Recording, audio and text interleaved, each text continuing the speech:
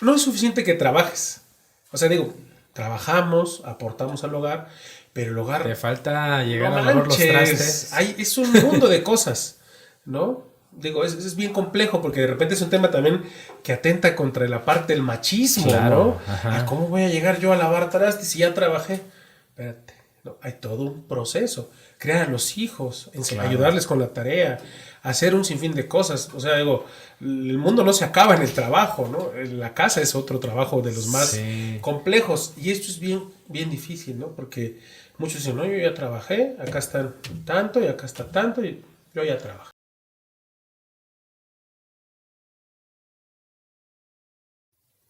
¿Qué tal, amigos? Sean bienvenidos a un episodio más de Noma de Tierra. Si les está gustando el proyecto, compartan, denle me gusta y comenten en la parte de abajo. Hoy tenemos a un buen invitado, a un buen amigo, a Ivanjo Sánchez Vázquez. Así ¿Qué es. tal, hermano? ¿Cómo estás? Pues contento de entrada por estar acá, ¿no? Soy fan Ay, qué del chingón. podcast, Gracias, ¿no? hermano. De ahí surge precisamente la plática que tuvimos previo a este podcast que se está grabando. Creo que los temas que has tocado a lo largo de estos, no sé cuántos vayan, ¿no? Yo he visto como 5, Este es ¿no? el, ¿qué? Ajá. 31. Ok, han sido temas muy interesantes Chido.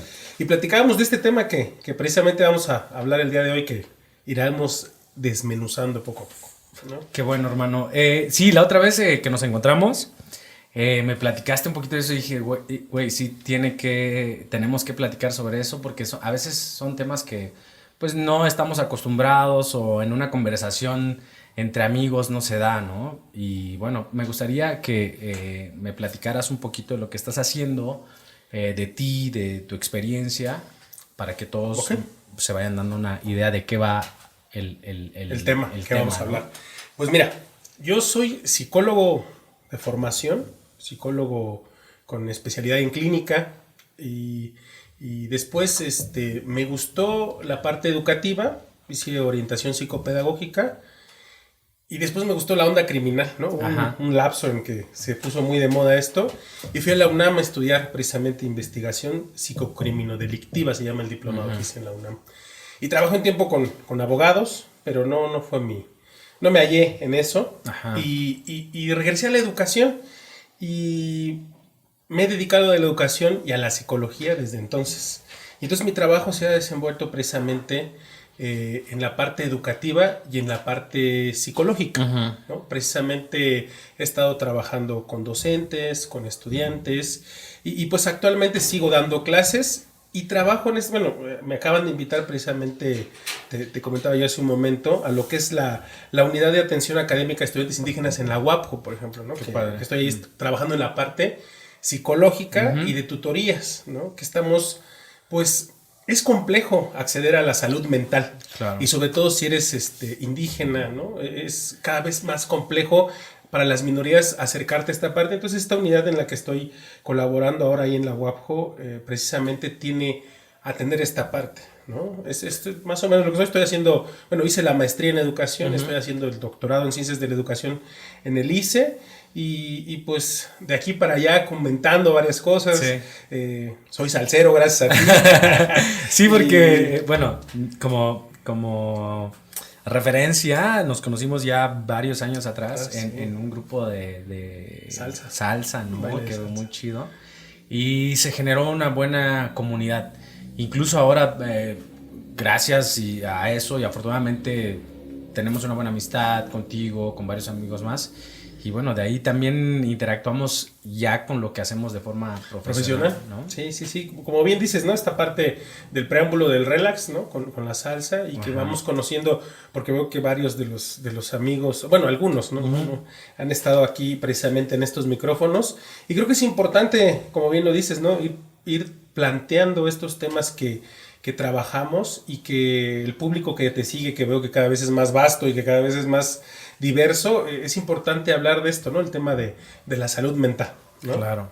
Y podríamos empezar con esto, porque lo comentaste hace rato y se me hace interesante, desde la pandemia, ¿no? Que es como un catalizador de muchas cosas que nosotros o traemos, ¿no? Guardado, sí, es como la soledad, dejar de hacer tus actividades, dejar aislarse. tu trabajo, aislarte, no tener contacto. Fíjate que la pandemia vino a reflejar un tema bastante complejo que ya traíamos.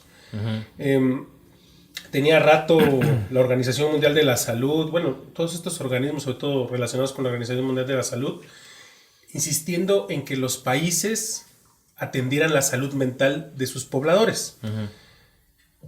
Se hicieron encuestas, ahora sí que tenemos infinidad de encuestas, tenemos organismos especializados en nuestro país encargados de hacer, sabemos qué tenemos. Y previo a la pandemia sabíamos específicamente qué trastornos o psicotrastornos estaban padeciendo la población, ¿no? Ansiedad, ¿no? Estrés postraumático, depresión, consumo y abuso de sustancias y ideación y conducta suicida. Como bien planteaste, la pandemia es un algo que va a potenciar. Nos encerramos con todos estos trastornos, ¿no? Claro. Quiero dejar muy claro esa parte, ¿no? Es decir, los trastornos estaban previos a la pandemia y con la pandemia hay un caldo de cultivo, podríamos decir, ¿no? Muy complejo, porque llegamos al 2019, ¿no? Nos enteramos que hay un virus en China, y dices, no va China, a llegar. No va a llegar, ¿no? Yo trabajaba en ese entonces en una universidad, y le decía yo a los dueños de la universidad, porque era una universidad privada, ¿saben qué? Esto del virus, ¿no? Se empezaba a mover, se empezaba a dar como este fenómeno de expansión. Y ellos me dicen, no, maestro, ¿cómo crees? Está en China, ¿no? No va a llegar. No va a llegar, ¿no? Y en la parte educativa fue muy complejo porque, pues, muchos docentes no estábamos preparados para ese cambio, ¿no? Que esta es una parte importante también, porque esto va a afectar de cierta forma la salud de todos, pero en específico de aquellos sectores de los que más se va a demandar, que bueno, evidentemente los médicos y todo el sector salud, y después los docentes, porque la escuela tiene un punto específico referente a este tema. Es decir, bueno, nos vamos a ir a esta parte virtual, pero ¿quién va a atender a los niños? Bueno, nos vamos a la virtualidad. Y hubo por ahí un rum bastante fuerte, ¿no? De que los papás querían cobrar las quincenas de los docentes y todo esto, ¿no? Sí, es cierto. Pero digo, llegamos a la pandemia, eso es esto, no va a llegar, pero sin embargo llega, ¿no? Y llega de una forma que al principio nos habían vendido la idea de que era un virus que solo atacaba a los más... a los mayores, a los mayores, a los vulnerables, ¿no? Y que la población, bien que mal juvenil, pues no ya estaba en peligro, ¿no? Y empezó a suceder que se empezaron a morir los más jóvenes primero, ¿no? Porque se confiaron precisamente muchos, y en nuestro país es el caso más que refleja esta cuestión, muchos no vamos al médico hasta que te sientes mal o hasta que estás muy mal. Y evidentemente si no atiendes la parte física, la parte psicológica, ¿no? Claro. O sea, si hay algo que no se manifiesta es como estos elementos. Hace ratos hablamos y te decía yo de la depresión, ¿no? La depresión de repente pueden pasar años con estos procesos, ¿no? Y vas deteriorándote en este sentido. Sí, está muy cabrón porque se escucha mucho, ¿no? Que puedes convivir con alguien que tiene depresión y no te das cuenta, pero el tema también, una persona que tiene depresión tal vez no se da cuenta, ¿no? O crees tú que sí. Hay sintomatologías que te indican, ¿no? Okay. Digamos, que te pueden decir, ¿no? Esta persona está pasando por un proceso. La pandemia, precisamente, el aislamiento nos hizo, bueno, puede ser uno de los fenómenos que pudo haber obligado a mucha gente a tener todavía esta parte más, ¿no? El aislamiento, el distanciarse de los otros. Pero es evidente que los cambios planteados en la sintomatología a partir de la depresión, pues sí, son muy marcados, ¿no? Hay cambios en los patrones de sueño, en los patrones de alimentación, ¿no? Que es más complejo, por ejemplo, en los adolescentes. Los adolescentes o duermen mucho o duermen poco, ¿no? Tú dices, bueno, es normal, es adolescente. Tienen cambios de humor variables, es normal, es adolescente. Y entonces esas partes a veces es difícil y se enmascara. Este tipo de elementos. Por eso es, creo yo, fundamental, y ahorita que estamos hablando esto de la salud, precisamente entender que la adolescencia y como la adolescencia y la adultez joven, ¿no? Ahora en estos cambios que hay en cómo dividir, fueron los menos atendidos en este proceso porque estábamos pensando solo en los adultos mayores, en los más pequeños y es complejo porque la pandemia se centró sobre todo en esta población. ¿En qué sentido? Yo no quiero aclarar como este punto. ¿En qué sentido? Pues que la sobreexigencia está sobre ellos, académica, incluso laboral. Porque recordemos que nuestro país es un país que manda al mercado laboral una gran parte de sus niños, una gran parte de sus adolescentes y 20 de los adultos jóvenes que deberían de estar estudiando la universidad, están estudiando y trabajando. Y entonces tenemos este sector de la población afectado por una pandemia en el que la escuela no supo cómo pasar del modelo presencial al modelo virtual y era trabajos. Sí. Y los quemamos, ¿no? Este burnout académico que se llama. Y después, pues no hay un apoyo psicológico, un apoyo emocional de ninguna forma. Sí, porque te genera todo un tema como, o sea, llevas como practicando una forma de estudios muy, muy convencional y drásticamente te vas a lo virtual. A lo virtual, ¿no? Necesitas un equipo, ¿no? Un equipo para poder atender estas necesidades. Muchas personas tenían un celular básico, no tenían una computadora en casa, muchos docentes no lo tenían, ¿no? Y entonces las localidades, fue muy complejo, ¿no? Sí, o sea, hay lugares en los que muchos de mis estudiantes al menos se fueron, no había internet y todo era a través de compartirles por WhatsApp a veces, si bajaban a la cabecera municipal. Mandarles la clase por WhatsApp medio grabada, que iban a leer, fue muy complejo. Pero esos los que estaban interesados, ¿no? Sí, o sea, sí, evidentemente. Y los otros que, no sé, por algo no... Pues es que recordemos también que la pandemia trajo consigo un cambio drástico en la cuestión laboral. Muchas personas se quedaron sin empleo y entonces esto obligó a que más de uno se integrara al mercado laboral haciendo cualquier cosa, sobre todo los chicos, te decía yo hace un momento, ¿no? México tiene esta tendencia a incorporar de forma temprana a sus adolescentes, a sus adultos jóvenes al mercado laboral, ¿no? Y eso complejiza todo. Entonces, nos tocó una pandemia, ¿no? Con trastornos mentales abundantes, con situaciones económicas complejas y que no han hecho más que agudizar, ¿no? Ahorita vemos la inflación y todos estos temas que van a derivar a final de cuentas en conductas muy complejas, ¿no? Están los trastornos, ¿no? Estos 4 trastornos que te mencioné, ¿no? Depresión, ansiedad, trastorno de estrés postraumático, consumo y abuso de sustancias. Y esos 4 trastornos derivan en una conducta que nos ha colocado en el número 1 en los últimos 2 años en el nivel de Latinoamérica, ¿no? Que es el suicidio, ¿no? El suicidio de personas adultas jóvenes y adolescentes. Que te digo, es el punto en el que la pandemia tuvo una mayor problemática referente a estas cosas. Y no hay instancias que las atiendan. Ese es el gran problema, ¿no? Podríamos decir, bueno, ¿culpa de quién es? Porque siempre estamos buscando el culpable. Ese es el punto que quería comentar. Es como la pandemia fue algo que evidenció que estaba pasando algo y en mayor proporción. Pero, ¿qué es lo que estaba generando este tema? Mira, la pandemia vino a evidenciar que ningún país de entrada invierte lo suficiente en su sistema de salud público de salud. Ese es algo, ¿no? Y dentro del sistema de salud público de salud, digo, abarca todo, porque incluso dentro del sistema de salud público está la salud mental. En México, desde 2013, hemos dejado de invertir en muchos rubros de salud mental. Podría ser una parte ahí, porque esto de salud mental viene prevención de adicciones, prevención de conductas de riesgo en adolescentes, ¿no? Y eso se ha dejado de invertir.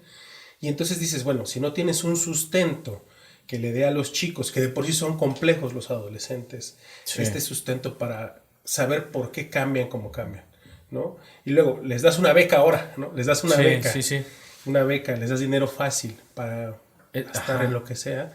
¿Eso es bueno? Desde tu...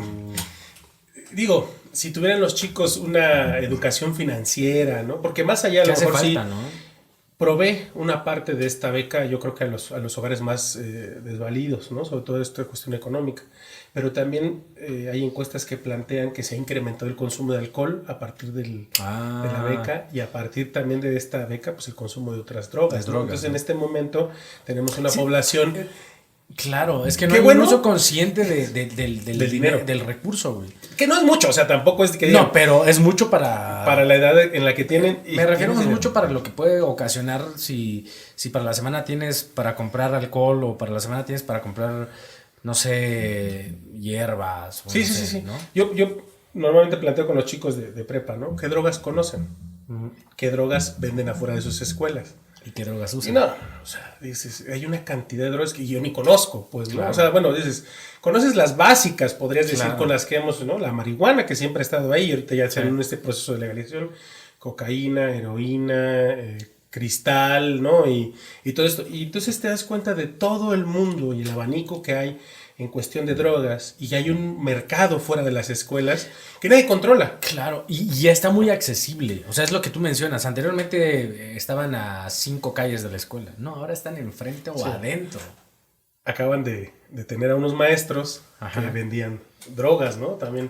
Y eso Imagínate. va de la mano, ¿no? Como muy toda esta parte, ¿no? La educación y cómo las escuelas se vuelven puntos clave de todas estas cuestiones. Pues te digo, ¿no? Estamos hablando de esta parte, ¿no? El consumo de drogas, de alcohol, y cómo, dices tú, ¿por qué los adolescentes en este momento tienen estas características, ¿no? Y es bastante complejo plantearlo desde, bueno, tiene rato que el mercado laboral abarca a todos los miembros de la familia. Es decir, papá, mamá, hijos y algunos que otros que vivan en casa tienen que trabajar para poder Sí, aportar. acceder a algo básico. Entonces la casa se queda sola.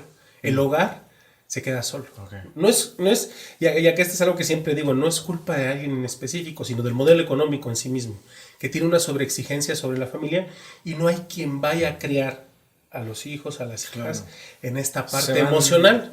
Todos están en el mercado laboral, casi todos, ¿no? Al menos del contacto que he tenido. De ahí, sufrimos una crisis en las estructuras. Hay un autor que se llama Pierre Bourdieu que toca este tema, estructuras estructurantes. Es decir, a lo largo de nuestra vida, al menos de los más viejos, tenemos estas estructuras estructurantes que nos dan pautas y formas de vivir la vida.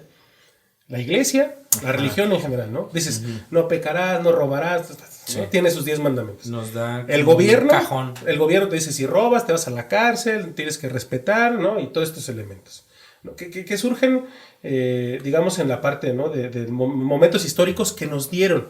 Claro. Pero en este momento están desestructuradas, están fracturadas. Nadie cree en ellos. La ¿no? iglesia, ¿cómo te va a decir Sí. eso si tienen un problema ahí de pederastía Sí, bastante claro, fuerte? muy fuerte. El gobierno, en este elemento de, dices, bueno, el que gobierna roba. Sí. ¿Cómo te va a decir que no robes? Y Sí. hay videos, ¿no? Y hay Como- videos que están llenando, ¿no? Esa parte. La parte social, ¿no? Se va complejizando toda esta cuestión, ¿no? Entonces cada vez hay menos estructuras que tengan lo suficiente soporte de decir, así te vas a comportar. Y entonces en este momento está desestructurado. Y lo que mencionas de la tendríamos- familia, tampoco hay nadie en el centro haciendo un Tendríamos que hacer un cambio en esta Claro. parte, ¿no? Y esa es la parte medular de la cuestión. Llegamos a la pandemia con estos trastornos, con esta desestructuración de las estructuras, y nos vamos a guardar, y cuando de repente nos vemos que la administración de la pandemia, porque así lo hicieron, administraron la pandemia, fue como, se pudieron haber muerto menos personas. Y entonces dices, Ok. chin, ¿y ahora qué? ¿Qué viene? Bueno, vamos a la escuela. Le pregunto a mis estudiantes de bachillerato y de universidad, ¿a qué vienen a la escuela? No, es que si no perdemos la beca. No hay un sentido por qué ir a la Claro. escuela. Y si no hay un sentido por qué ir a la escuela, y de lo que está ligado a la escuela, es en algún momento por el empleo. Entonces la escuela ha dejado también de ser un factor que te destructura, ¿no? Y entonces ya tenemos religión, gobierno, escuela y familia sin ese sustento que antes tuvimos. Porque tú y yo y las generaciones mayores que nosotros crecieron con esas estructuras. En este momento esas estructuras no están. Las grandes Está como a estructuras la deriva un poquito. están flotando. O sea, están flotando porque todo se volvió líquido, dijera Bauman. Están flotando, y ahora lo que queda es, está el modelo económico, están las redes sociales, y todo está en este mundo virtual, que es Ay, qué bien cabrón, complejo. güey. Y están haciendo el trabajo que no sé, o sea, la gente está basándose en las formas de vida de las personas que están detrás de esto. Fíjate que hay un estudio español, ahorita que dices esto, hay un estudio español que les dejo leer a mis alumnos. El estudio, bueno, el título del texto dice: Doctor, quiero parecerme a mi selfie. Y habla de lo complejo que fue para los adolescentes españoles regresar en parte a la cuestión presencial. Porque pues tú en la parte virtual creas un avatar. Ajá. Y el avatar puede ser güero, flaco, ¿no? Todo menos lo que realmente eres. Exacto, güey. Y entonces cuando de repente en la parte virtual tienes que regresar a que te vean como eres, hay un choque. Entonces muchos estudiantes no quisieron regresar a la parte presencial y este estudio en específico habla del incremento de chicos, adolescentes y adultos jóvenes que quieren parecerse a sus imágenes de Instagram, de Facebook, a sus avatares. Sí. Entonces llevas tu foto de tu avatar y yo me quiero parecer a este. Claro. ¿Sabes qué es lo más grave? Que sí lo están haciendo. Porque incluso hay videos de los chicos que han logrado cambiarse con estas características. Oh, man. Complejo. Está muy cabrón. Complejo. Ajá. Porque dijeras tú, bueno, es en España. Ajá. Pero no. O sea, acá también hubo una complejidad. Muchas mamás con las que tengo pues esta parte del trabajo no quieren regresar a la escuela. No quieren regresar al bullying. No quieren regresar a que se burlen de ellos, a que engordaron en la pandemia, a que cambiaron en la pandemia, ¿no? Entonces la pandemia nos enfrenta a un panorama y nos da esta parte que venía creciendo, como ya habíamos platicado, desde antes, que no se había atendido, no se había atendido, no se atiende y no se va a atender porque no hay presupuesto. Claro. Entonces, o no se quiere poner también dinero, ¿no? Te decía yo, la conducta suicida que tiene estos otros matices alrededor crece. En la pandemia crece. En 2020 creció, en 2021 creció y este año, pues evidentemente no dudo que crezca otra vez y por todos estos elementos, ¿no? Entonces se va volviendo complejo hablar de estos temas y son espacios muy pequeños desde los que se puede hacer algo porque en sí, desde los espacios de los que se tendría que estar haciendo, no hay el financiamiento, creo yo. No hay como la claridad, no hay la apertura, está sesgada esta parte, ¿no? Este mismo año hay como un informe, te voy a decir, en el que dice que se tiene que ver la forma en la que accedan las minorías a la atención en salud mental. Claro. Es fundamental porque si de por sí a la población en grueso, digamos, es difícil que accedan a salud mental, las minorías con estas características, ¿no? La comunidad LGBT, ¿no? En nuestro país, toda la comunidad indígena o afromexicana, que todavía está más invisibilizada, que accedan a esta parte de la salud mental es complejo, ¿no? Y precisamente, y ahorita que me preguntabas, ¿no? ¿Qué vienes haciendo? Desde que empezó la pandemia, pues nos han invitado a hablar a foros, hemos hablado el Día del Padre, el Día del Maestro, ¿no? El Día de la Salud Mental. Y así como yo he platicado en algunos foros, me toca meterme a otros en los que veo las realidades de otros lugares y digo, no es exclusivamente en México. Es complejo en otros lados, pero se están haciendo cosas, ¿no? Se están haciendo o tratando de hacer cambios, ¿no? Ahorita tenemos la gran complejidad de que todo está centrado en una persona y esa persona decide qué se hace y qué no se hace, ¿no? Ahorita hay un problema ahí con los psiquiátricos, ¿no? Esta tendencia que quieren cerrarlos y todo, sin hacer un estudio previo, yo creo, tal cual como debe ser. En la conversación que teníamos la otra vez, que surge esta cita, vamos. Esta cita. Hablabas de algo que se me hace muy interesante y que es, creo que necesario hablarlo, pero hablabas de las nuevas masculinidades, ¿no? Que es un tema también que estás abordando en los proyectos que estás haciendo.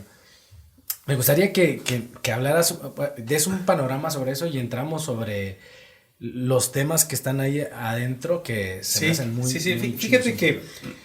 Pues me empiezo a interesar en este tema de las nuevas masculinidades y la paternidad, a partir de que me vuelvo papá, evidentemente.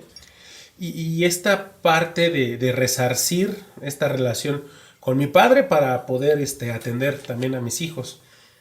y en la conversación que se da con otros amigos, padres también, en este proceso de cambiar, de reafirmar lo que fueron sus papás, ¿no? Y que gracias a lo que nuestros papás hicieron con nosotros, somos los que somos, pero también de depurar aquello que no nos gustó tanto, Claro. ¿no? Y entonces me encuentro con este tema de las nuevas masculinidades y la paternidad, precisamente haciendo esta mella, ¿no? Y incluso el Día del Padre del 2021, si no mal recuerdo, me invitan a un foro a hablar precisamente de esto, ¿no? Y me doy cuenta que hay un mundo de hombres tratando de vivir de otra forma.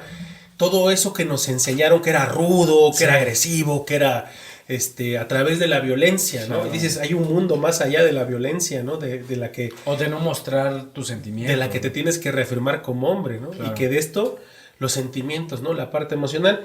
Y de ello deriva precisamente, bueno, esta plática que digo que di y un taller que doy y que ahorita voy a dar precisamente en la UAPJO, creo que en noviembre se planeó, que es una escuela, bueno, es un taller de reafirmación emocional para hombres. Bueno. Es decir, identificar tus partes emocionales como hombre y precisamente todo esto va a que muchos hombres no saben cómo se sienten.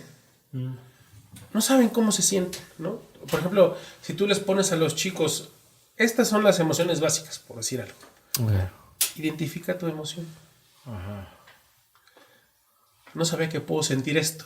No sabía que puedo sentir el otro. Es complejo. Por toda esta parte de no permitirse... No permitirse sentir, porque tú tienes que ser el hombre, tú tienes que aguantar, ¿no? Decían, los hombres no lloran, pero se suicidan el doble de las mujeres, ¿no? Por ejemplo, y acá lo reafirmamos y lo unimos, porque por eso llegué a este tema también, por esta cuestión del suicidio que te digo, que es muy, muy fuerte este tema en los adolescentes y en los adultos jóvenes.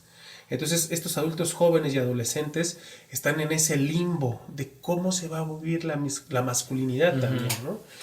Y ¿Que es como de construirse? ¿O es de construir la masculinidad. No sé si esa parte está perfecta. La palabra es muy interesante porque no tienes que dejar de ser, sino es reafirmarte y a partir de eso expresarte, ¿no? Es muy difícil, ¿no? Parece... Estamos en un país que creció con los Pedros Infantes, con los Jorges Negretes y con todas estas cosas que... Y eso hace la escuela, ¿no? O sea eso era la escuela, ¿no? Como ver las películas, las novelas, toda esta parte de... Los héroes nacionales, claro. Nada más. Y eso apenas platicamos. ¿Cuántas heroínas nacionales realmente conoces? Y sí las subieron. O sea, hay que hacer ahí una reafirmación de esta otra parte. Pero siempre te presentan estos héroes nacionales, ¿no? Así fuertes, aguerridos, y que nunca tuvieron miedo, y que nunca dudaron, y que nunca, o sea, es parte de esta, como dices bien, de construir la figura y volverla a adaptar de otra forma. Somos seres humanos. Sentimos, ¿no? Y esa parte es fundamental. Y por ejemplo, te digo, me encuentro con este tema en una convivencia con amigos, todos papás, ¿no? Que nos conocimos en la prepa, imagínate, ¿no? La prepa, en pleno relajo y todo esto. Y me sorprendemos. Es chido que tú te empiezas a dar cuenta de esto después de que te vuelves... Sí, papá, ¿no? sí, O sea, es que antes igual lo era dejas muy a un difícil. lado, ¿no? Estás con tus cuates, echas tu chela y todo está tranquilo. Y no pasa nada, dijeron. No pasa nada, ¿no? Pero hasta que... les digo yo a mis amigos, ¿no? El día que me pusieron a mi hijo en los brazos, al primero, pues tengo gemelos, el día que me pusieron a mi hijo en los brazos, se me desestructuró la vida. O sea, sí, tal cual, me lo pusieron en los brazos. Ajá. Y fue complejo, pues, ¿no? Digo, ya había Reiniciar, tenido, ¿no? Ya había tenido una experiencia previa con mi sobrino, con un ahijado que tengo.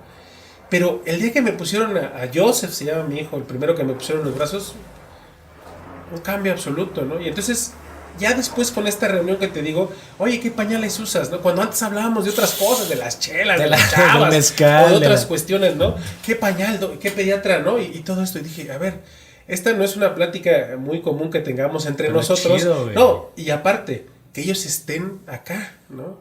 Y entonces me dicen, es que a veces me cuesta trabajo ser tierno con mi hijo, a veces me cuesta esta parte, ¿no? Y entonces les empiezo a hablar de este tema, ¿no? Les digo, tenemos que cambiar esta parte, ¿no? ¿Y ellos se dedican a otras cosas? No, sí, completamente No, diferentes, no. son entre ingenieros. Y ahí está más cabrón porque tú tienes la parte teórica y práctica. Podríamos decir, ¿No? En teoría. Por lo menos tienes... El acercamiento. El acercamiento de decir, ok, no está mal sentir, no está mal mostrar cariño o aceptar tus errores o no ser el que... No es ser el autoritario. Exacto, güey. Yo siempre no digo, esto es un equipo, ¿no? El Claro. matrimonio es un equipo, ¿no? O con quien decidas tener tus hijos es un equipo, ¿no? Y el equipo tiene que trabajar de cierta forma que sea funcional. Si yo estoy equivocado, tendré que reconocer en su momento que estoy. Está muy cabrón porque, por ejemplo, lo que decías, nosotros tal vez ya con la tecnología con la que crecimos, la interacción social, lo que estudias, los libros que tienes acceso, ¿no? A los que tienes acceso. Pero, por ejemplo, la carga que traían nuestros padres, nuestros abuelos, es como... no era tan bueno, no era tan chido, pero tampoco siento que les hacía tan bien, ¿no? Porque era una postura y tenían que como... Bueno, nuestros padres de la generación de nosotros crecieron en momentos muy violentos, ¿no? O sea, Claro. de donde la paternidad se ejercía de una forma muy violenta. Pero precisamente porque habían sido padres criados en ambientes muy violentos, ¿no? Y entonces iba repitiendo, pero en este momento creo yo tendríamos que cambiar ese paradigma. Y es bien complejo porque dice gente, así me criaron. Y entonces normalizamos la violencia, el abuso y todo esto. Sí, pero no asumes la responsabilidad de... Esa es la cuestión. Lo primero que tendrías que hacer es asumir que tienes que hacer un proceso de duelo, podríamos decir, con tu padre. Aceptarlo como era, no podría ser de otra forma porque nadie le enseñó a hacer de otra forma. Claro. Y este proceso te va a ayudar a ti a cambiar para con tus hijos, ¿no? Yo me refiero ahorita exclusivamente a los hombres, porque precisamente en el taller que doy uno de los objetivos es hacer este cambio en los hombres. Los principales perpetradores de la violencia contra las mujeres y contra los niños son los hombres. Podemos atender a las mujeres, podemos atender a los niños. Pero si no cambias al perpetuador de la violencia, va a ser difícil que cambie. Porque a la mujer violenta a una mujer, se va a atender a esa mujer como debe de ser atendida. Y él se va a ir. Claro. A violentar a otra y a otra y a otra. Y eso se puede prestar como un fenómeno para muchas otras cosas que suceden en nuestra sociedad y que no son atendidas. Tendríamos que abocarnos en cierta medida a atender a estos violentadores, ¿no? Pues, incluso podemos ser muchos de nosotros, porque muchos no nos podemos concebir como violentadores, porque está normalizamos Exacto. la conversación, ¿no? Entre los hombres, ¿no? De repente te platicaba yo esta cuestión de los chats, ¿no? Yo tengo un chat con mis amigos y es esto se puede, esto no se puede. Claro. No, y esto está bueno también para que la gente se cuestione. Estoy en un chat que está pasando esto y entonces ¿está bien o no? Pax ni nada de eso, no. Sí. Y sí, de repente, ay, qué maricón, ¿no? Qué ojete, te manda tu mujer. No, espérense, o sea, sí. Recapaciten en lo que están haciendo. Y me han metido otros chats que igual están así, ¿no? Entonces lo que hago es, esto está mal, ¿no? A ver qué sucede, ¿no? ¿Por qué necesitan de esto? ¿Por qué reafirmar, ¿no? Su masculinidad de esta forma? Busquen otras maneras, ¿no? Siempre los invito a terapia. Mucha gente se ofende cuando los invitas a terapia, pero he de reconocer que precisamente estos procesos terapéuticos han ayudado a muchos de mis amigos, muchos de mis conocidos a superar estos procesos, ¿no? Superar esta parte de la masculinidad hegemónica que hace rato platicábamos, que hay más de una forma de ser, ¿no? Hombre, de una forma más de manifestar tu masculinidad y, como bien decías, las emociones, los sentimientos y toda esta cuestión de sentirse triste, de sentirse vulnerable, ¿no? Yo, a veces aceptar, no puedo con todo, ¿no? No puedo cumplir con todos. Es bien complejo para muchos chicos y chicas, ¿no? Claro. Uno, que lo diga el chico a su pareja y que la pareja lo acepte. Sí. Porque, no, es que a mí me enseñaron que tú tenías que proveer y a ti te enseñaron que tú tenías que proveer. Y entonces hay un choque, ahí es bien complejo porque con el cambio que se ha dado, sobre todo en los mercados laborales también, hay mujeres que son súper autosuficientes, ganan más que nosotros, y eso es al hombre lo tambalea, ¿no? Lo mueve, porque a mí me enseñaron toda mi vida que yo era el que iba a proveer, y entonces de repente te descubres siendo amo de casa. Y no tiene nada de malo, ¿no? No pasa absolutamente nada. Pero eso trabájalo con chicos de prepa o con chicos de licenciatura, que de repente, no, pues es que yo voy a proveer y yo voy a dar. No siempre. Te estás matando y no estás dando resultados, Sí, y tu sí, pareja sí. lo está haciendo Sí, bien, entonces complementas, ¿no? Es bien complejo, ¿no? Es esa parte, ¿no? Me acuerdo que me platicaba, precisamente mi hermano tiene un amigo en Holanda, que él es el amo de casa y la chica es la que trabaja, y no pasa nada. O sea, digo, no pasa absolutamente nada. Pues, o sea, digo, no se te va a caer nada, ¿no? Todo va a estar ahí mismo. Claro. Entonces es bien complejo trabajar con estos temas, porque cuando damos el taller, bueno, cuando doy el taller de escuela para hombres, lo primero que tienes que hacer es, uno, identificar esta relación con tu padre. ¿Cómo está? ¿No? ¿Qué sucedió? ¿Qué pasó? ¿Qué sí? No, que es excelente. Muy bien. Vamos a la parte emocional ahora, ¿no? En la parte emocional es cuando dicen, reconoces primero tus emociones, porque si no sabes qué sientes, ¿cómo avanzas a la siguiente parte? Claro. ¿Cómo manifiestas lo que sientes? Porque enmascaramos mucho, y el enojo nos encanta a nosotros enmascararlo, ¿no? Bueno, el enojo enmascara muchas otras emociones, más bien sería la frase correcta, ¿no? Y eso es bien complejo, porque por eso ves a tanta gente enojada. Se llama psicogenealogía, bueno, una de las autoras que lo maneja se llama psicogenealogía, es decir, tú aprendes a responder emocionalmente a partir de cómo te enseñó tu papá, pero hay un componente también genético que se da en tu respuesta emocional. Entonces es genético. Es multifactorial, ¿no? Okay. Está la parte genética, está la parte de aprendizaje sociocultural. Es decir, tenemos una carga genética que nos predispone a responder de cierta forma, y está la parte sociocultural. Te platico un ejemplo básico. Mis hijos, ¿no? Los gemelos. Sí. Nunca conocieron al abuelo a mi bisabuelo. Okay. A mi abuelo, perdón, al papá de mi mamá. El papá de mi mamá murió un poquito antes. El de Ixtepec. Ajá.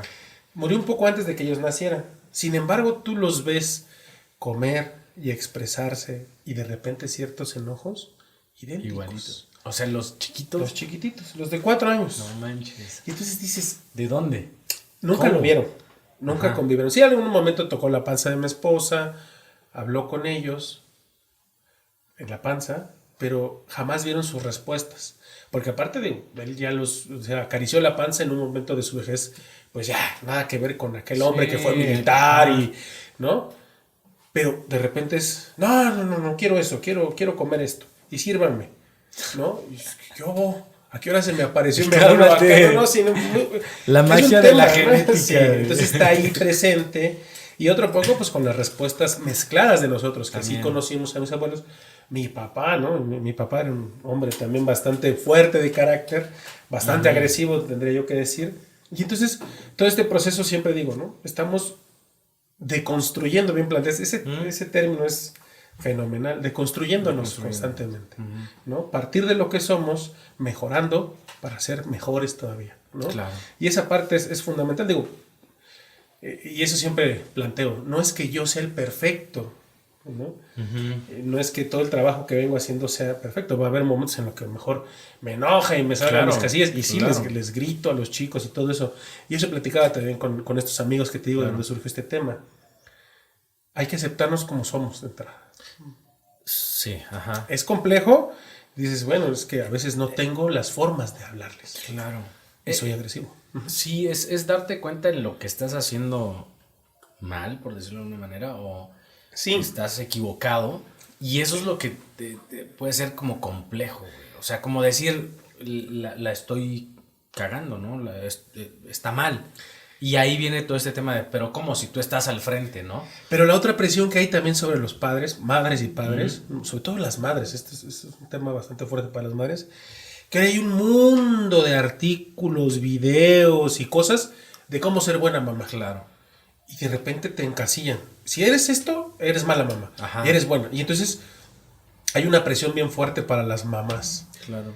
Porque precisamente, sobre todo en la época de pandemia, las que más abandonaron el mercado laboral fueron las madres y se fueron a vivir con los hijos, a cuidarlos en este proceso. Y esta sobreexigencia que hay con ellas es bastante fuerte, porque entonces les están marcando una pauta de cómo ser. Y entonces dejas de ser tú para tratar de cumplir este palomeo de cosas para ser la mamá perfecta. Claro. Y igual para los padres, digo, o sea, la paternidad y todo eso. Lo único que yo diría es que hay un modelo que se llama de paternidad activa. Ajá. ¿En qué consiste? No es suficiente que trabajes. O sea, digo, trabajamos, aportamos al hogar, pero el hogar... Te falta llegar no a lavar los manches, trastes. es un mundo de cosas, ¿no? Digo, es bien complejo porque de repente es un tema también que atenta contra la parte del machismo, Claro, ¿no? ajá. ¿Cómo voy a llegar yo a lavar trastes si ya trabajé? Espérate, no, hay todo un proceso. Crear a los hijos, Claro. ayudarles con la tarea, hacer un sinfín de cosas. O sea, digo, el mundo no se acaba en el trabajo, ¿no? La casa es otro trabajo de los más complejos. Y esto es bien, bien difícil, ¿no? Porque muchos dicen, no, yo ya trabajé, acá están tanto y acá está tanto y yo ya trabajo. Sí, si lo analizas puede ser muy, ¿cómo se dice? Relajado, ¿no? O sea, ya es decir, yo ya trabajé y ahora te toca y no asumes la otra parte que es compleja, ¿no? Que ahí interviene toda la parte emocional. Pues, por ejemplo, enseñar a comer a los hijos, darles de comer, ¿no? Todo este proceso, después todo el proceso que implica cambiarlos, asearlos, ¿no? La tarea, o sea, digo, la parte escolar es sobreexigente. Y evidentemente, ¿no? ¿Tú cómo viviste esa parte? Porque hoy, obviamente, lo comentaste hace rato, de las conversaciones, de que las conversaciones cambiaron, pero también tus actividades dentro de la casa cuando llegan tus evidentemente, tus gemelos. Pues bueno, desde que nacieron he atravesado una serie de exigencias laborales diferentes, ¿no? Lugares donde me daba más chance, lugares donde me daba menos chance, pero sí es complejo, ¿no? Llevar aparte. Digo, no hemos tenido nuestros desencuentros con mi esposa precisamente por estos temas, ¿no? Sobre todo por los trabajos, porque hay trabajos en los que no tienes chance de nada, ¿eh? Claro. Está enfermo, no me importa. Tú tienes que cumplir acá y te sales y... Esa es la sobreexigencia del mercado laboral, ¿no? Del modelo económico. Sí, porque en otros países tienes los días que tiene la mujer para, no sé, su cuarentena. Hay países donde tienen hasta un año, ¿no? Las mamás. El hombre hasta 6 meses, ¿no? Y dices, ¿qué hago? Porque yo, por ejemplo, tienes una semana ahora según la Ley Federal del Trabajo, tienes una semana. Entonces yo acababa de entrar a un trabajo cuando nacieron. Y les dije a mi jefa en ese entonces, le digo, mire, acaban de nacer mis hijos, no voy a pedir mi semana por paternidad, la voy a guardar, porque ahorita pues vengo entrando al trabajo, hay gente que nos está apoyando, y pues bien que mal mi esposa, estaba mi mamá, estaban mis suegros, todo, ¿no? Cuando quise hacer válido, fíjate, la iba yo a hacer válida en Semana Santa, la semana laboral. Como juntar... No, la Semana Santa, o sea, porque yo trabajaba de por sí la Semana Santa, porque en ese trabajo se trabajaba todo el tiempo. Entonces digo, voy a meter esta semana en Semana Santa. No hay estudiantes, era yo director de una universidad. No hay estudiantes, no viene nadie, entonces va a estar cerrado el plantel, no pasa nada. Y no me la querían dar. No manches. A pesar de que la universidad... O sea, y aparte era tu derecho, ¿no? ¿O no? Pues sí, claro. O sea, la ley lo estipula. Pero no sé, hay trabajos así, ¿no? Hay trabajos que hacen a las mamás ir casi pariendo ahí, ¿no? Entonces, la maternidad, la paternidad están muy devaluadas para el sistema económico, ¿no? Tenemos ese de algo que recuperarse, ¿no? Pero ahí sería otro tema. Pero te digo, estas sobreexigencias, pues es un desencuentro en la familia, ¿no? Es complejo, pero es como te digo, un equipo a final de cuentas, ¿no? Tienes gente de apoyo que afortunadamente nunca te deja y siempre está ahí, ¿no?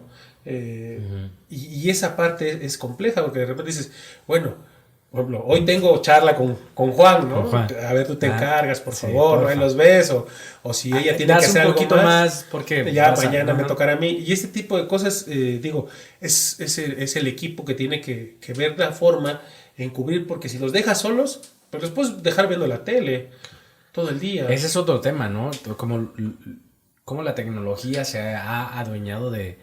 No, y la virtualidad nos dio un empujonzote a muchas cosas.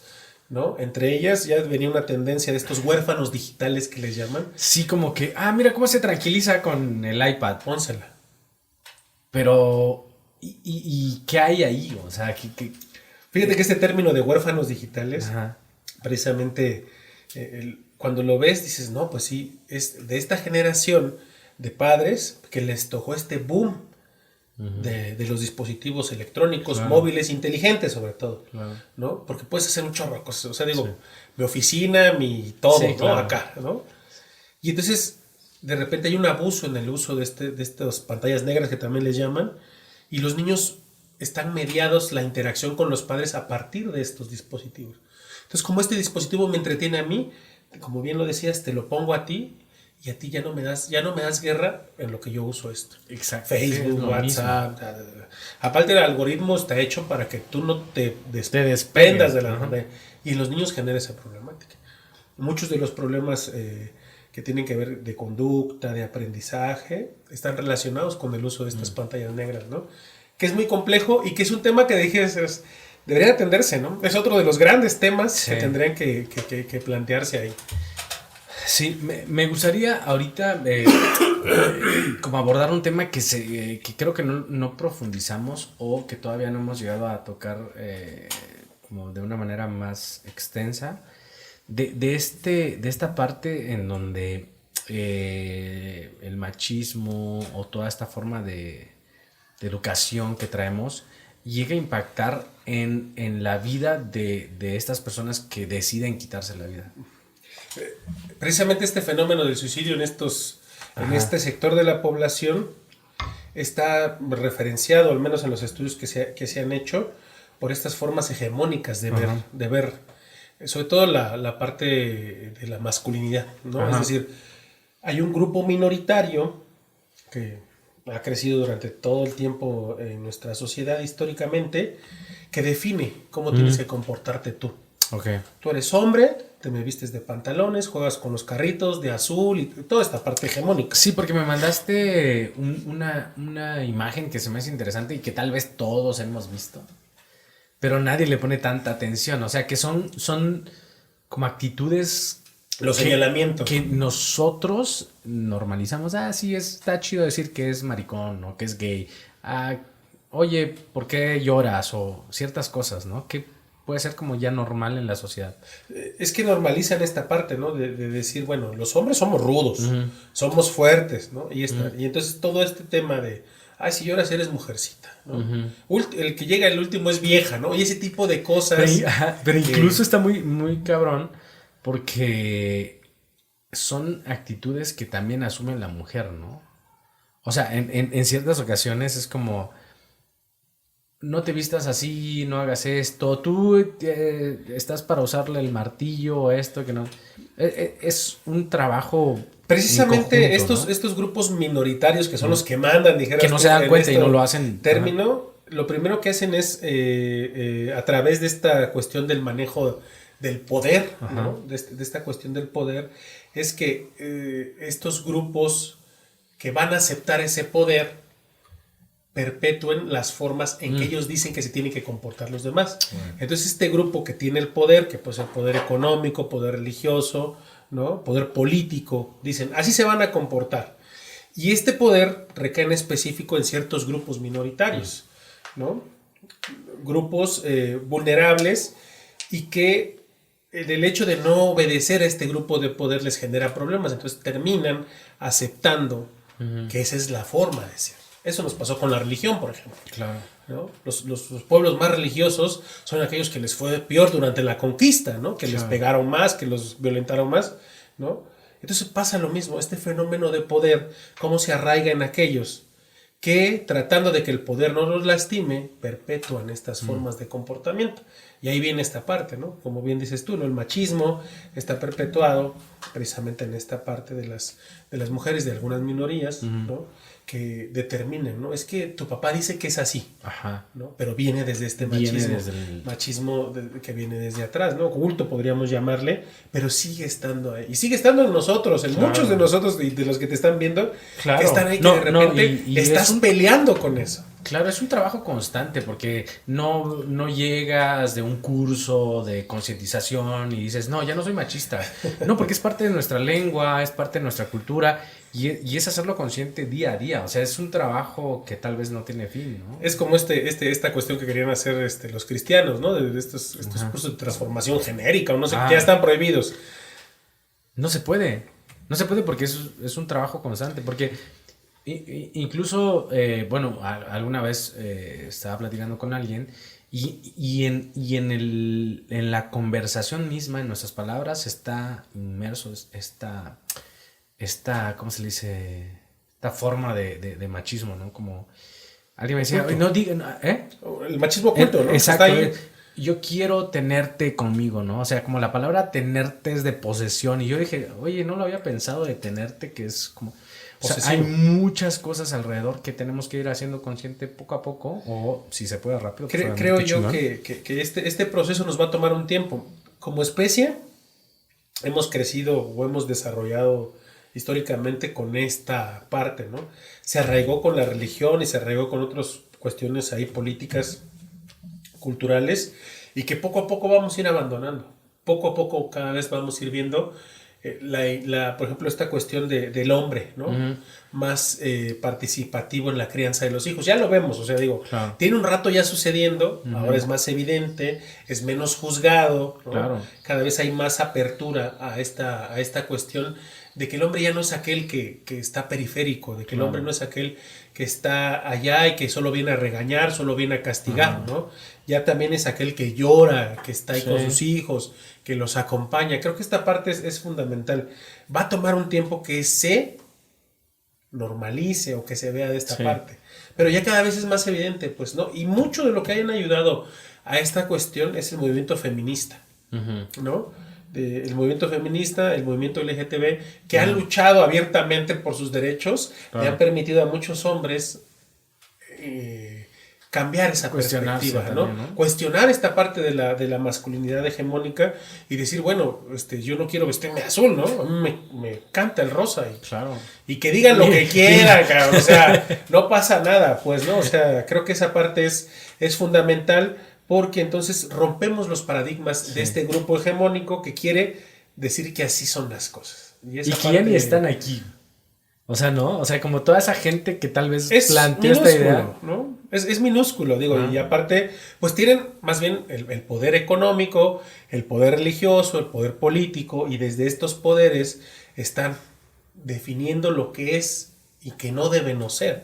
Y entonces en esta pauta la sociedad ha empezado, bueno, el movimiento feminista tiene, ¿no? Nos podemos ir 2 siglos atrás, ¿no? Y el movimiento LGTB el Claro. siglo atrás, para ver cómo vienen transformándose, ¿no? Y no ha sido una lucha sutil, ha Claro, sido una lucha dura. compleja, ¿no? Y que todos estos cambios, y en este momento histórico que estamos viviendo, estamos encontrados en esa parte. Tendríamos que tener la apertura para que muchas instancias estuvieran abordando esa parte, ¿no? Más allá del interés político, económico, ¿no? Porque por desgracia nos sigue moviendo esa parte. Ah, no, es que yo no puedo decir esto, ¿no? Porque Sí. me corren de aquí, ¿no? O no puedo Sí. decir esto porque trabajo aquí, ¿no? Y entonces de repente dices, bueno, si realmente tienes que dejar de ser quien eres para poder trabajar en una institución, para poder expresar lo que sientes, lárgate de ahí.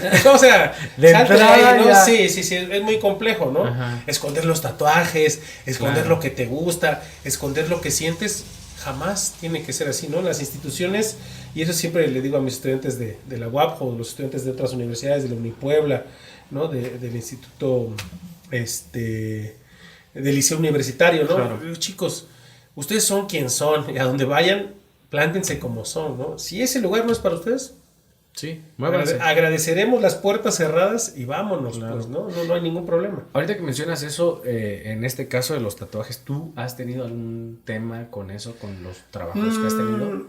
Pues, ¿O han estado muy fíjate abiertos? que el que más se ve es este, Sí. ¿no? El que más se ve es este, Ajá. es el último que me hice, Ok. y es por mis hijos. Pero antes de ese no me veo, tengo otros 9, Ajá. pero no los había querido mostrar precisamente por este estigma que hay, sentidas. ¿no? Claro. De hecho, ya me lo hice saliendo de mi último trabajo, porque precisamente hay como ese estigma, ¿no? ¿Por qué vienes tatuado, no? ¿O qué sucede? Claro. Ha habido una apertura, evidentemente, ¿no? Ya cada vez más gente está en esa parte. Y le vamos a encontrar, ¿no? De repente, porque Claro. esto está como para discutirlo también. ¿Qué simbología tiene cada tatuaje? ¿No? Claro. Porque me ¿Qué decía una representa? chica, ¿no? Una chica, mi alumna. ¿Eso no es de delincuentes? Le digo, voltea a ver cuántos de acá tenemos tatuajes y cuántos de acá somos delincuentes. Claro. Sí. ¿Quién te dijo que era para delincuentes? ¿De dónde viene este prejuicio? Que partimos de la formación que tenemos dentro de una sociedad, de una familia y toda esa parte, ¿no? Sí, o sea, digo, evidentemente, por ejemplo, algunos familiares de mi esposa me vieron los tatuajes, te vas a ir al infierno. Pues si allá van a estar todos los tatuados, digamos, Son chidos. O sea, es complejo, digo, es una parte, como te digo, la parte hegemónica, Claro. religiosa, política, económica, ¿no? Sí. De aquellos que dominan esta cuestión, ¿no? Podríamos hablar también de esta parte religiosa que es bien compleja, claro. ¿No? Porque hay una ruptura en esta parte religiosa de credibilidad y que mucha gente se quedó así como en el limbo. Si los de mi iglesia andan violando a los niños, ¿ahora para dónde me voy? Sí. Porque no es un tema con Dios o la divinidad, ¿no? O los dioses, dijeras, ¿no? No es un tema con la divinidad. Es un tema con esos humanos que dicen que ellos son la representación claro. de la divinidad en la tierra, ¿no? Que quiero que quede muy claro como esa parte, ¿no? Los humanos. Porque ya la parte religiosa, la parte, no religiosa, la parte de la divinidad o las creencias se van a otro rumbo, ¿no? El problema es cuando tú dices, yo tengo la verdad, dame dinero, y ahora claro. Sí, cómete tu hostia. es complejo, digo, son temas escabrosos y complejos. No, y vamos a tener chance, ojalá que puedas darte otro chancecito de platicar de otros temas. Hoy nos tocó esto que se me hace muy, muy padre, porque se tiene que poner en la mesa, ¿no? Como con una semilla que deje en alguien, una pregunta que se genere, yo creo que ya está padre, ¿no?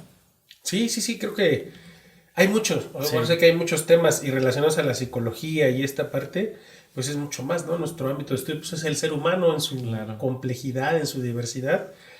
Y creo precisamente que tu público, al menos los que he visto que te siguen, pues tienen como esta intención de saber de temas que no son convencionales. Sí. Y creo que eso es interesante porque de repente en todos lados ves lo mismo. Sí. Y te encuentras este podcast con estos temas y creo que es fantástico, ¿no? Poder escuchar. Sí, hermano, pues gracias por darte el tiempo. No sé si quieres agregar algo más, pero antes de eso, muchas gracias porque te das el tiempo, sé que estás ocupado y también con los nenes, con tu familia y todo esto, a compartir de tu experiencia y digo, plantar una pequeña semilla y no sé, dejar pues, la conversación en la mesa, ¿no? Creo que es fundamental. Yo siempre digo algo cuando acabo mis ponencias para todos, es que la psicoterapia debería ser parte de la canasta básica, como claro. en otros países es, ¿no? Este poder acceder a alguien que te apoye a entender ciertas cosas debería ser básicos. Sin embargo, no lo tenemos y es relativamente una inversión, porque es inversión, pues que nos puede arrancar una parte claro. de la cuestión de nuestro bolsillo. Pero hay que hacer el esfuerzo. Hay instancias que puedes acceder a ciertos elementos gratuitos. No duden en ir precisamente a este proceso, a buscar ayuda, ¿no? Soy parte del colegio de psicólogos también y ahí hay un grupo de personas también que están dando como esta parte de servicio social a la población. No duden en buscarlos. Bueno, a los chicos que son estudiantes al menos de la UAPJO, ¿no? Esta unidad de atención a estudiantes indígenas que también tenemos este proceso terapéutico gratis. No sé, hay muchas instancias a las que podemos recurrir y no dejar de lado nuestra salud mental. Claro. Porque bueno, vamos al doctor cuando algo nos duele cañón, ¿no? Si te duele el estómago y todo eso. Entonces no está de más ir atendiendo como todos estos procesos precisamente para evitar complejidades que como ya decíamos, ¿no? Están estas que no queremos que nadie llegue ahí. Claro, está muy cabrón porque lo mencionas y es interesante cómo podemos pagar por ciertas cosas que nos dan una tranquilidad o un como éxtasis de momento, ¿no? Como las drogas, el alcohol, la fiesta, todo. Y son como emociones padres de momento, fugaces. Pero fugaces, pero no invertimos en algo que tal vez no vamos a ver el resultado momentáneamente o a corto plazo, pero que nos va a impactar en la vida más adelante, ¿no? No crear este tipo de conflictos o este tipo de vivencias de... Dijiste un tema, de construirnos. Claro. Esa parte es, ese término, ¿no? Y si pueden ahondar más los que nos están precisamente escuchando, de construir es un término bastante interesante, filosófico, ¿no? Incluso, que nos permite precisamente apuntalar quién somos y crecer desde lo que somos, dejando de ser aquello que no queremos ser, que eso es básico, ¿no? Esa parte es fundamental, creo yo. Qué padre. Me gustaría que nos compartieras tus contactos, que nos hables un poquito de lo que estás haciendo ahorita, si tienes algunos proyectos a futuro o dónde pueden encontrar tus conferencias, pero también me gustaría que compartieras tu contacto si alguien quiere como tomar terapia o conocer un poquito más de estos temas. Pues bueno, tus redes y número. No pues sé, bueno, les dejo mi número, es 951-228-3468. Me cuentan en Facebook igual como Ivanhoe Sánchez. Y pues estoy atendiendo de forma particular, ¿no? Estamos en la UAPJO con los estudiantes que sean de la UAPJO y con los estudiantes de Unipuebla, también con los estudiantes del Liceo Universitario. Estamos trabajando sobre todo en esta parte, ¿no? De ayudar a los estudiantes que están en este proceso complejo o al público en general. Y pues sí, tenemos un buen de proyectos, ¿no? Estamos capacitando, estamos dando conferencias, estamos pues en las clases, en la parte privada, asesorías a un sinfín de cuestiones. Y pues agradezco el espacio, Juan. La verdad creo que es muy interesante poder platicar sin tapujos, poder platicar de varios temas, como ya bien tuviste, decía al principio, tuviste muchos invitados muy interesantes y que nos pueden ir marcando la pauta de la conversación hacia temas que la gente necesita discutir, que se necesitan poner en la mesa y martillarlos, ¿no? Filosofar a martillazos, como decía Mitch, que es fundamental, creo, en esta sociedad, que necesitas elementos, ¿no? Para escuchar, para discutir, ¿no? Y para converger. Qué bueno, hermano. Pues muchas gracias a todos por seguirnos, gracias por la conversación, Ivanhoe. Hermano, si les está gustando el proyecto, compartan, sigan a Ivanhoe en sus redes también, a nosotros y pues nos vamos a ver próximamente en un nuevo episodio y hasta la próxima. Listo, Calixto. Salud con café.